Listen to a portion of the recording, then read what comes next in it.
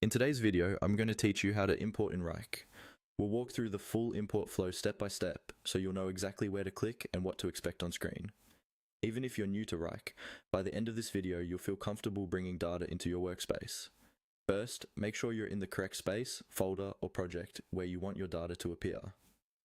This is important because Wrike will usually import your items directly into whatever location you currently have open. Once you're in the right place, look towards the top of the screen for the three-dot menu icon. It's often called the More menu. Move your cursor to that three-dot icon and click it. This opens a small drop-down menu with several options related to that folder or project. Take a second to scan the list so you get familiar with what's available there, because many advanced actions in Wrike live in this menu. From that drop-down, you'll see an option labeled Import. Go ahead and click on Import. This tells Wrike that you want to bring in data from an external source, such as a spreadsheet or another compatible format, depending on what your workspace supports.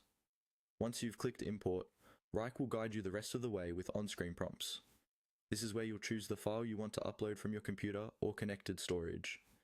When the file picker appears, select the correct file, then confirm your choice. Next, Wrike may ask you to match columns from your file to fields in Wrike, like task title, description, assignee, or due date. Take your time on this part. Carefully check that each column is mapped to the right Wrike field so everything lands where you expect.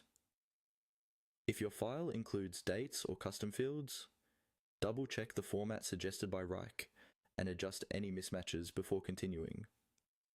You might also see options for how to handle duplicates or where exactly in the hierarchy your imported item should go. Review these settings and make sure they align with how you want your projects organized. When everything looks correct, confirm the import. Wrike will process the file, and after a moment, your new task or item should appear in the folder or project you had open at the very beginning. And that's it. You've clicked the three dots, chosen import, and followed the on-screen prompts to complete your import in Wrike.